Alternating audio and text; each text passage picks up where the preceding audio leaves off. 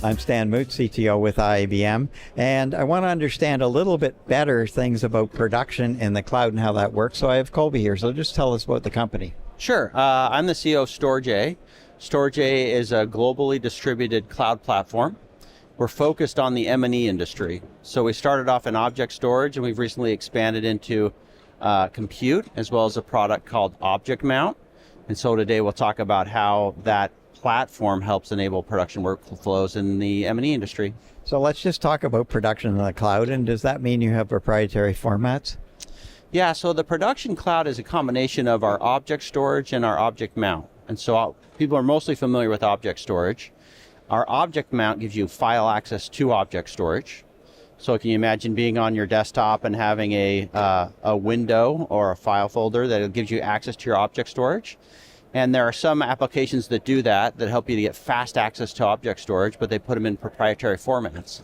What's great about our production cloud is it isn't in a proprietary format. And so what that allows you to do is to get you can store all of your content in our production cloud, but since it's not in a production or a proprietary format, then you can connect all your other applications to that cloud and get access to it, right? And so it can, instead of having it in one part of your cloud or your media workflow, it can be across your whole workflow, right? So whether it's from ingest to distribution, you can use the same bucket for all of those applications because it's not a proprietary format, meaning all your applications can get access to that same cloud, production cloud. So when you're talking about stuff in the cloud these days, obviously that involves a lot of remote activity and remote talent, but people talk about how do I collaborate? Yeah, so what's really cool, the reason we use the term globally distributed is we have regionless cloud storage. And so this production cloud takes your data and we distribute it across 20,000 locations all over the world. So your data is, if you upload it in Los Angeles, as soon as it's in our production cloud, it's globally distributed. And so the speed you're going to get in Los Angeles is similar to the speed that you're going to get in Europe, similar to the speed you're going to get in Asia. And so your global teams don't have to move the content everywhere. They don't have to make extra copies to have a copy in LA and a copy in Europe. With the Storj's production cloud, it's everywhere, so it's local to everyone, and so it's fast for everyone. And so that makes it very easy for everyone to access that content and have a very fast experience when they use the data. So when we look at your production cloud there, people are skeptical about, do I go in the cloud? Not, is it really going to be lower on the TCO? Mm-hmm. Yeah, so we've seen that our cloud costs are about 80% lower than the leading hyperscalers. And the cloud cost has been a reason why a lot of people don't like to go to the cloud. But we take an Airbnb model with our object storage, and so we use underutilized resources, which allows us to get a lower cost for our customers. And same with our object mount product. When we combine both of those, it allows us to have prices that can, as a combined solution, can be 50 to 80% lower cost for just our services compared to other services. But what's important to know is that because of our production cloud providing the speed, what makes it feel like it's on-prem, you actually lower a lot of other costs because now you don't need to buy the hard drives, you don't need the on-prem storage that you've typically needed, because you can take one upload to the cloud and then use that cloud across your entire workflow.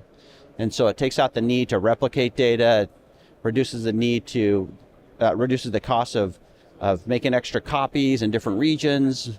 It reduces the need to ingress and egress multiple times as you're moving the data around. So when you look at the TCO, it's a significant improvement in cost compared to what you might have in either a typical on-prem type workflow or even some other cloud workflows.